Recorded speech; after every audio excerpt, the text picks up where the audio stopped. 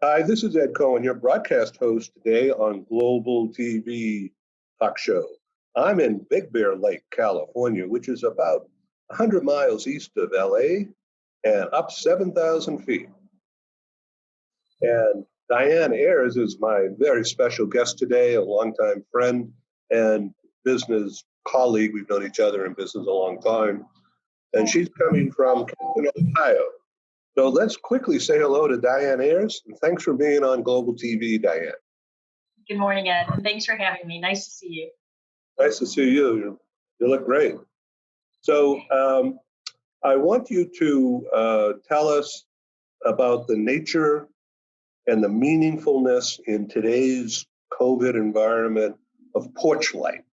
What's the role that porch light is playing right now? I know it has to do with are the accommodations clean and safe? Is it trustworthy for me and my family to be there? Right. So tell us about porch light and this immediacy, and then we'll do a deep dive. Well, thank you. This COVID timeframe has forced all organizations to do things a little bit differently.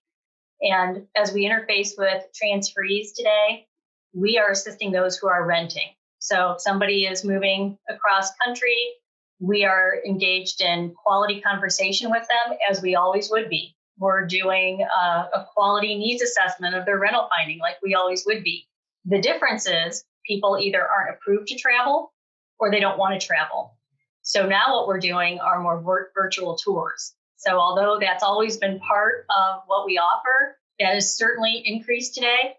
And that reliability that you're looking for in the local market, to have somebody to really be your eyes and ears on the street, give you that counsel when you're not going to visit yourself, has really been the change that we've seen here through the COVID timeframe. But it's been successful, and it's going well. Well, that's great. And congratulations on that focus and the quick turnaround for the crisis upon us.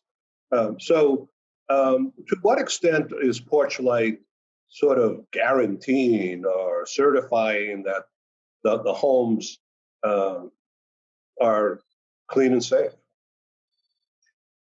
When we get involved with the rental finding, we are really reliant on the landlords doing their job. So once we find the rental for someone, we're advising on the neighborhood, we're advising on everything around the home, in the home, again, through FaceTime, through video, chat.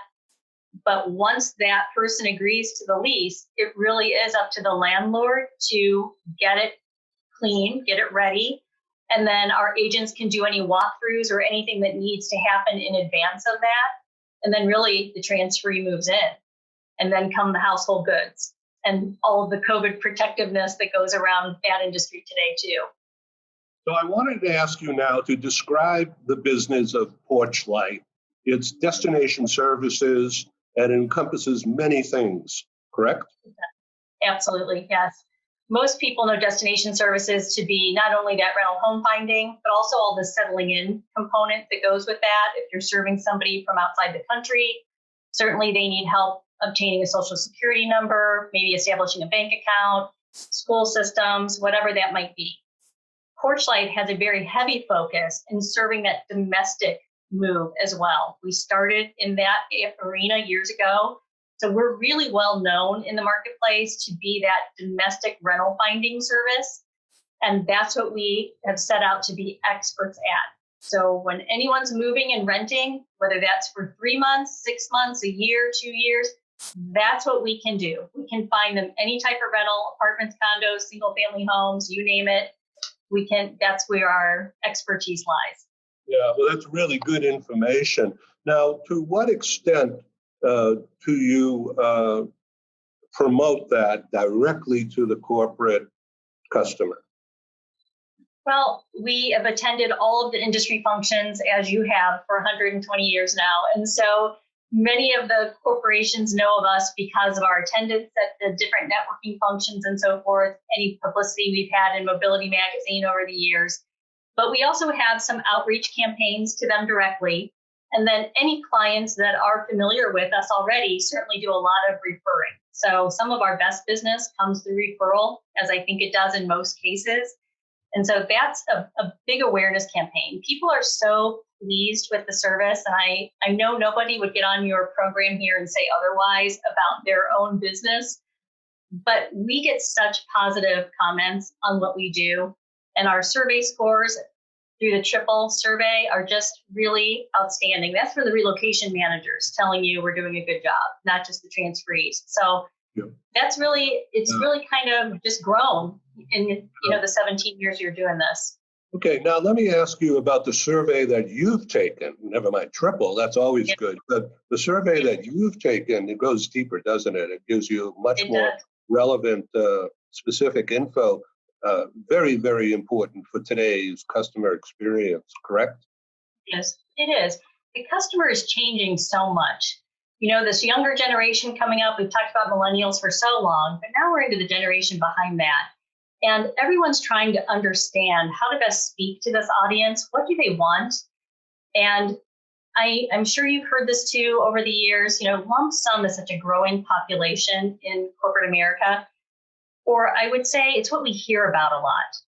But really, it's not growing so much as that they keep offering a lump sum package to that early career new hire. And so that early career new hire is this new generation coming up. So Porchlight just finished a research project where we hired a firm actually out of Chicago, terrific firm. I'd recommend them to anyone, by the way. And they surveyed 4,000 renters, did phone interviews with many of them, were able to come back to us with some really critical insights and what we learned in that 18 to 24 age category, and then the 25 to 35 age category and up. And what was really kind of, I think, obvious, but yet I needed to see it in front of my face, is that the more moves somebody has, the more they understand what they do and they don't want. Now, again, sounds obvious and logical, but what we hear in the marketplace, and I don't think I'm alone, my industry colleagues will say, I think echo this, is that we keep hearing people want to do it themselves. That younger generation just wants to do everything themselves. They're all online. They're all doing these things themselves, and they're very savvy at it. But when they're interviewed, there are things that they want. They do want to search online, but they all want that local area insight. Yeah, I love these properties I'm seeing online, and they look fantastic. But no one really knows if they're in the right neighborhoods and the right lifestyle fit. And that's what's so important to everyone in every category.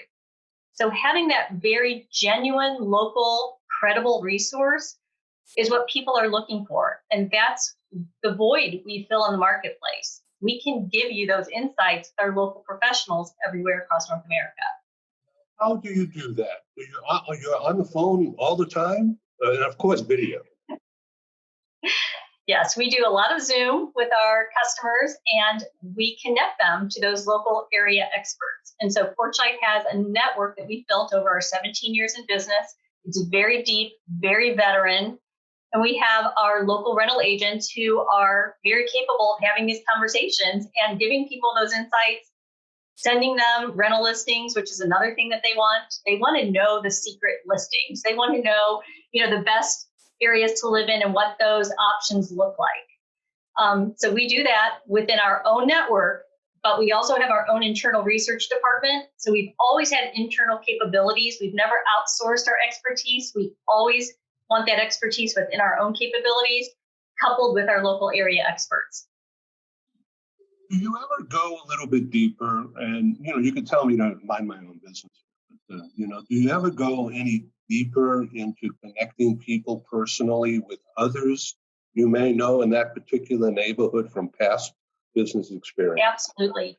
Especially since there are patterns to where people move. So if I'm working with one client, or one company, I should say, oftentimes that company is moving people to similar areas.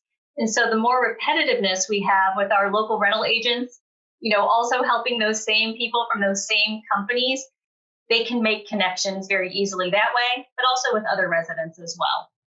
And what about the issue of schooling? It's a little strange now with kids in many areas at home running around, and then parents trying to be teachers. This is craziness. But how are you Well, I mean, what's your take on all that? Well, my take is that it's very stressful for people. Moving is stressful anyway, but parents still need to move forward with the thought that their children will attend school.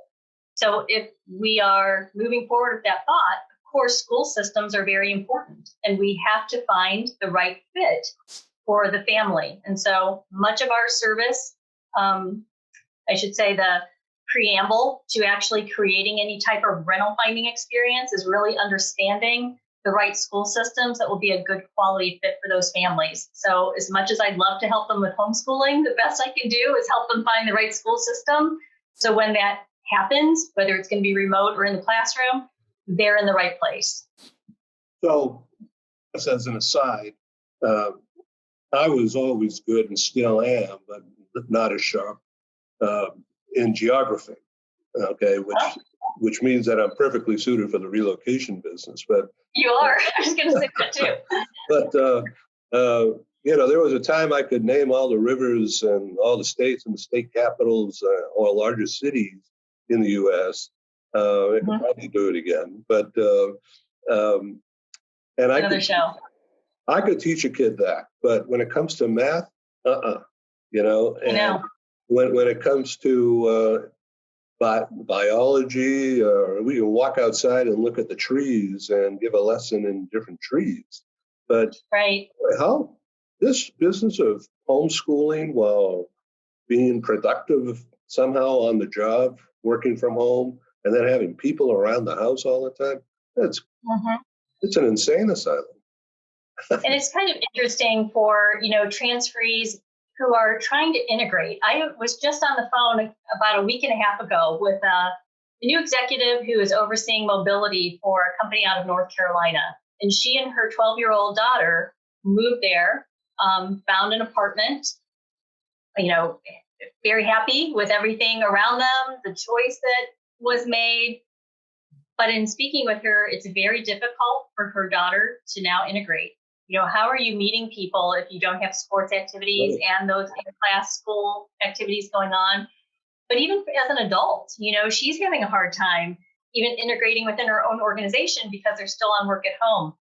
So my heart goes out to these people who are making these moves and trying, to learn their new areas, but they're really doing it in a strange and independent way. And so that insight that services can offer them, I think is important. In terms of the destination services that you do, you can enumerate a list now, if you wish, of some of the unique things as well as some of the regular expected things, considering the virus, because there are still reloads going on, aren't there? Just not as many. Absolutely. And certainly there are some more, there are segments of business today that are growing. I mean, they're exploding because of what's happening with COVID. So there are certainly moves going on in segments of business doing better than others. What we can do and have always done is start with some type of consistency of service for their transferees who are renting. So whenever somebody's moving across North America, companies are looking for somebody, a service, to be able to really support them, whether that's in little town US to big metropolitan US. People need solutions everywhere. Pottsville, Pennsylvania, Bozeman, Montana, to Dallas, Texas, or San Diego, where you sit. So to be able to have that one source that has that type of capability is really important, not only to serve everybody well and efficiently, but also to have a quality form of measurement that follows. Because if you use one service one way or this way in another location, you're really not measuring consistency. And so clients are looking for that form of information. That's certainly something we do through our renter analytics. We can tell our clients exactly who rents as a result of service. And that's a very special metric in today's world. So I would like to ask you a very specific question, and if you don't want to answer it or deflect it or redirect me, that's okay. So, thanks for that. Well, let's say you had a customer a relocatee situation and got them into a nice destination house. God forbid they got sick. Okay. So they contacted the virus somehow, and then, not assigning blame to you or to the mover or whatever. They're in a strange place, strange time. You don't know how deep it's going to go. There's no vaccine. There's only so many green beans you can eat to help your immunity. But have you had that experience recently? We've had a situation where somebody was let go because of COVID, layoffs. They took a relocation, and now they don't have a job. So I haven't had an experience. Pardon me? And they're stuck in a new place. They're stuck in a new place. And they've signed a 1-year lease because they were expecting to be employed. So we've had more of that, not a lot, but we've had some of that, Ed. And then we did have one circumstance that somebody was in temporary housing, actually, not through a lease that we were involved in. It was the corporate housing before we would have been involved in the rental search. And we were asked if we could help pack up that unit because that person did get sick. So our destination services were needed for something like that, which is a bit unique, but those are some of the things we've been called upon to do during these times. So during that adventure, you wear a mask? Absolutely. Yes, sir. Gloves. Mask and gloves and all kinds of things. So yes, we've all been asked to do things like that, and all the destination service companies. We get a lot of requests out there from the RMCs, what kinds of special services are you doing now for these situations? And because we are, professionals who have some type of background checks and places we can be involved with entering somebody's property, we're a logical service to call on. So we know, because we've been around a while, that the world of mobility management inside a company is changing. The people, the people are way different than they were 10 years ago, even 5 years ago. So let's just say that they're younger and very diverse, which is frankly a beautiful thing to see. But you have to become, you personally, because of your stature in the industry and the position that you have, you are really, you and other destination services providers are where the rubber meets the road today. I mean, there's just nothing more essential worker when it comes to employee positioning, staffing, pipeline development, deployment, communications, and wellness. So you're a mentor, whether you want to be or not. You become a mentor, I assume, to the corporate community. Are they willing to listen? Absolutely. In fact, they seek the counsel, which is very nice to see, and so do the transferees. They're getting into new territory, and when people are moving outside their comfort zone, although they may be excited about it, they know they need some counsel, or they start tripping a little bit or seeing some of the things they don't know come to life. And so the HR professionals, the mobility professionals are also reaching out to say, how are rental tours happening in the marketplace? Can they get inside of rentals? How are we, helping them? And it goes back to what you and I just spoke about with more of the virtual services. We have our own internal capabilities. So our own team here at Porchlight can do rental searching and put that in a portal for transferees to access and view on their own without even involving a local expert. Or we can get that local expert involved to do that virtual touring and so forth. So again, those services have always been here. It's just amplified the need to have less visitation in the marketplace, but it's always been here. So we're counseling and working with our mobility professionals on all of what we can do to really do this well. And our transferees, the same conversations are taking place. Just, what are they comfortable with? We're just here to meet their needs. We're going to find them a home. It's just a matter of how that process looks and what they're comfortable with. So I assume you're walking a fine line sometimes between, instinctively what is needed, and sometimes that corporate manager is so hassled and busy and wearing so many hats and having too many stakeholders involved, and the communication glitches. You see what's going on. And so I would assume you have to be really smart all the time about how to communicate what you see and the advice that you give. I just Exactly. don't assume that's correct. Thank you. That's a safe assumption to make. But the rest of what we've been doing here at Porchlight is putting out that communication. So what we've been doing over the last several weeks is sharing success stories. So we've actually gotten permission from transferees who've gone through the virtual experience, and we've put their testimonials out across our client base so they have confirmation of this is happening in New Jersey. This is the experience that Mary Smith had with XYZ company. And it's all out there. It's very credible. It's real. And people need that to really hold on to understand it's not me just saying it. This is actually occurring. So we're doing that on a regular basis. In fact, there's one going out this week that talks about a rental scam that we helped somebody avoid. So they were excited about a new rental in the Bay Area where inventory is very tight. So when they see it, they're like, yeah, I want this. I need to jump on it.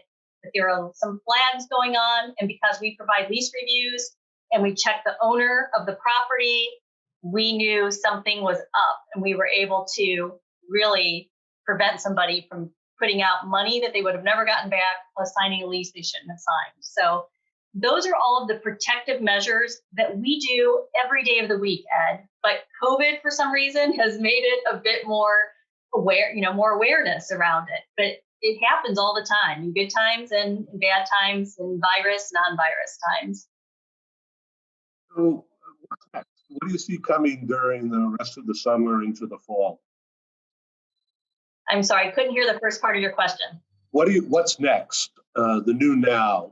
What do you see coming into the rest of the summer and into the fall in terms of business activity and ways of doing things? Well, I see this not changing. I see that virtual tours is always going to be an option. We never talked about it as a first form of how somebody might want to find their new rental because they were taking a visitation trip. So we went with that.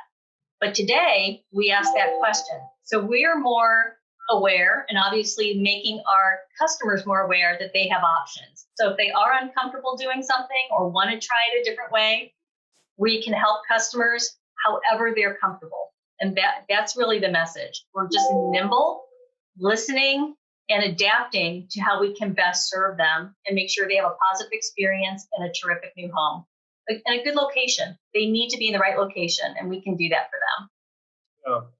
So to what extent do you go traveling now? What do you think for the rest of the summer? Well, I would love to see an opportunity to have a small conference. I understand the need to keep the size down. I personally am comfortable traveling with, taking precautions and doing traveling smart. So I do think that that's nice to be able to hope for that. I don't see any of it happening this year, but I do see a lot more of this. And I have to say, this has been terrific. I think we've all enjoyed probably some more work-life balance, being able to have this kind of interaction and still it's quality. We're not in the same room, but we're as close as we're going to get. And I think it's working. It's working for now. Yeah, I agree with you. It's around the clock, actually. So to what extent, in mind, to what extent are you dealing with people coming in from outside the U.S.? Not a lot. We have a lot of pent up in our system right now. So people that were already given to us, mid-March, we have a lot of pent up there and people waiting to get approved to come visit, the ability to move. So we have a lot of that. And that's made our business a little different because you are always checking in with all of these people in waiting, basically, while you have the activity coming through. So just a lot less international activity right now, but a lot waiting to happen. And what about sending people out? Do you advise on that, on outbound? We're really not looked at for that outbound advice. We only serve the US and Canada. So we might have some questions between, borders there, but we're not serving the globe. Yeah. Okay. So to what extent are you seeing US companies send, well, before this March anyway, US companies sending people into Canada? A fair amount. In fact, we are often called upon more, for that specifically. I don't know what is causing it, to be honest with you. I really have to look at the trend on what companies they might be, what segments of business maybe that are happening there. But that's really picked up for us in the last couple of years. Yeah. I don't think they have a lot of solutions there, to be honest with you. Yeah. We'll get into that at another time, but I have customers in Canada, mainly Toronto, but also Calgary and Vancouver. But, Toronto's a wonderful business city, a great place. It sure is. It is. Frankly, I haven't been there in the winter, but you're used to that. And I used to be, but I'm no longer. So. Yeah, we just got out of winter here about May 15th. So I tended to stay south of Mason-Dixon line during the winter months. Understandable. I'm a little tougher. So Ohio's a pretty central place in the U.S. Not speaking politically, but just the diversity from north to south, east to west. It is really a cross section of America, isn't it? It really is, and I'm in the Northeast, so I'm in the Cleveland area. All the way down to Cincinnati is a 4-hour drive. So in the scope of our state, you do get so much diversity. Our capital in the middle of it all, and just Ohio State University brings in so much in terms of diversity and so forth. I love the state. I think it's a terrific quality of living here. I know our weather's a little iffy from time to time in the north quadrant of the state, but the quality of life here, our education, our cost of living is really terrific. Yeah, and the people, generally speaking, are just good. We're just good, solid earth people. No, I agree with that. I mean, good people. We have a good group here. A very long time ago, last century, I happened to visit a friend at the University of Ohio in Athens. Yes. I think is in the southeast corner, if I remember correctly. Again, I'm into geography, so I'm thinking of that. Yeah. I remember it now. It is a beautiful campus. That campus is beautiful. Yeah. A bit rural, isn't it? On your way there, you see a lot of what Ohio offers in the middle of the state. But then you hit Athens, and it's a beautiful little campus. OU is really pretty. Yes, yeah. Okay, so let's talk about the kinds of businesses are say in Cincinnati, in the confluence of Kentucky and Frankfurt. It's a huge business community, isn't it? There's a lot of business down there across that cross section because people will live over the border.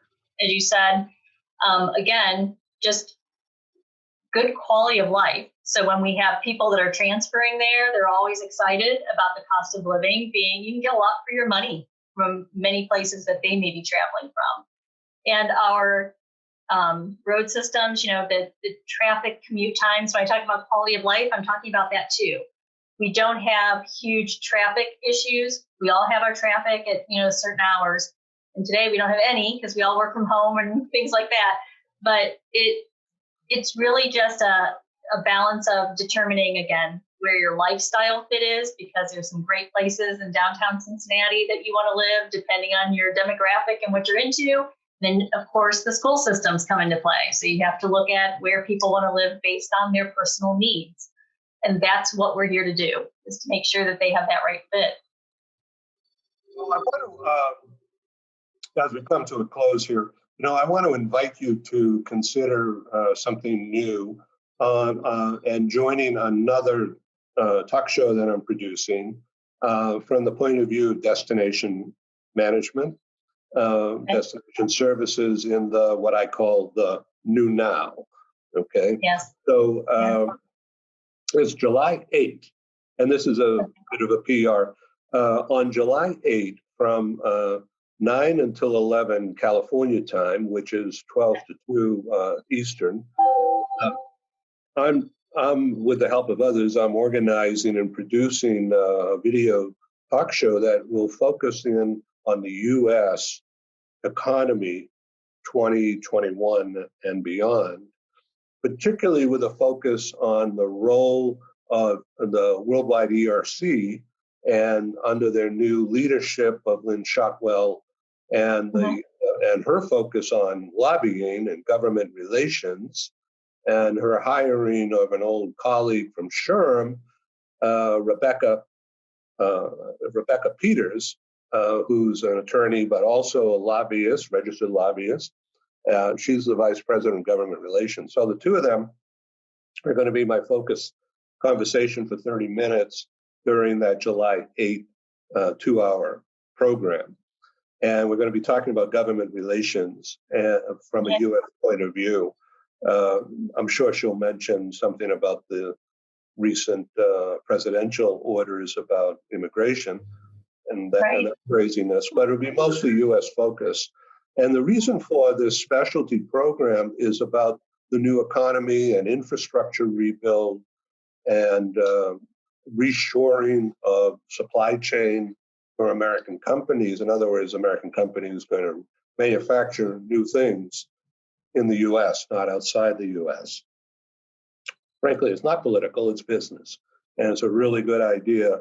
And it ties in with the Mid-America in particular, and maybe some inland California area for the West Coast, whereby companies, whether it's Apple or Netflix or Amazon or whatever, they're going to be looking to make things in the U.S. And that means relocating people out of the urban areas into more rural areas where there's lower cost, sort of a fresh start, a whole new relocation, a U.S. relocation focus. Right. And the destination services, if and when that happens, are really going to become essential services because you've got an impartial view. You don't have an axe to grind. You don't have a vested interest. You help everybody do everything connected with destination services. And I would think that would be a very, very interesting time, sort of a rebirth of the relocation industry in the U.S., or just taking it to a new level, a new now. Exactly. So my question for Rebecca Peters and Lynn, which got them interested to do this, was why not work with Congress and K Street organizations to get that tax benefit back that ERC used to have in the olden days and then went away. But if all this happens with infrastructure rebuild and reshoring, the relocation industry becomes absolutely essential to facilitate all of this in an orderly manner. Right. Would you agree? And would you come on that show and talk about destination services in the new? I would love to. I would be happy to do that and, support the fact that for so long we have focused a lot on global mobility. And I get it. It's important and companies were moving globally and now our world has changed. It looks a little different. And although that will still happen, our domestic focus is so important and it continues to be the bread and butter of many, corporations, RMCs.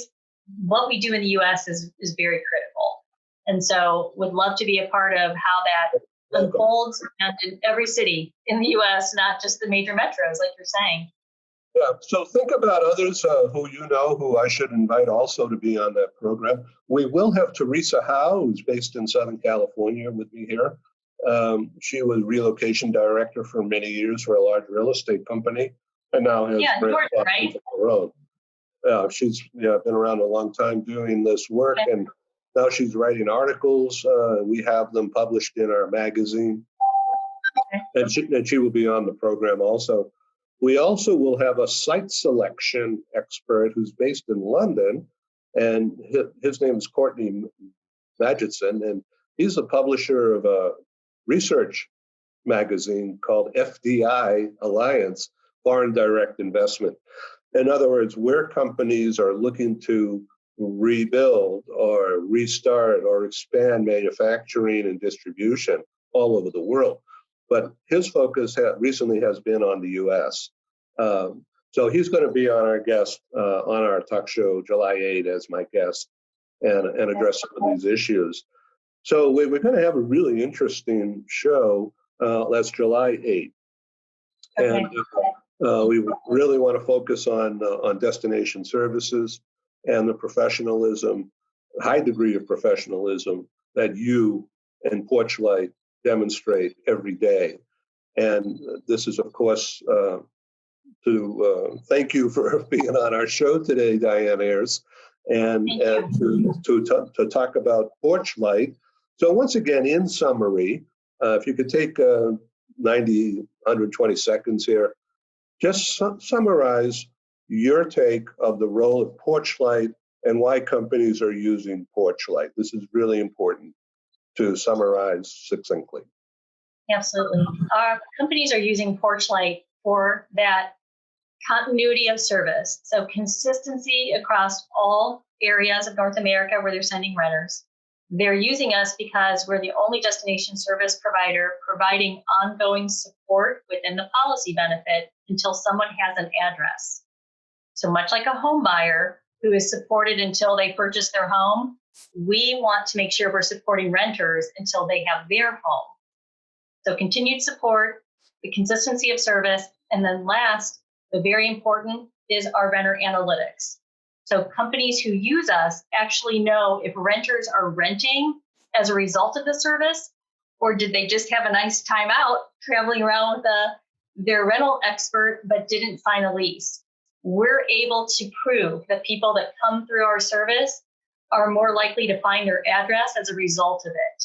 And again, that's because we support them until they have an address. We're following them through to the end. So those are three main points that companies enjoy. Now, how do people find more about you on their own time? What's your I'm certainly on our website, porchlightrental.com. Always welcome to contact me directly, Diane at porchlightrental.com. It's pretty simple, and we look forward to helping anyone who needs more information about us. Thank you again for being on Global TV Talk Show. It's been my pleasure, and I learned a lot from you. It was really cool to see you in action and vibrant and being a leader in your specialty. It's really a blessing, and I really thank you for sharing that info. I'm sure we're going to have a lot of inquiries coming your way as a result of our distribution on globalbusinessnews.net and also on our new YouTube channel, which has not been announced yet, but coming very soon. The show will be available, download, global free access. Thank you very much, Diane Ayres. Thank you, Ed. I appreciate it. Thank you. Okay, this is Ed signing off from Big Bear Lake in California, and that's Diane Ayres from Canton, Ohio.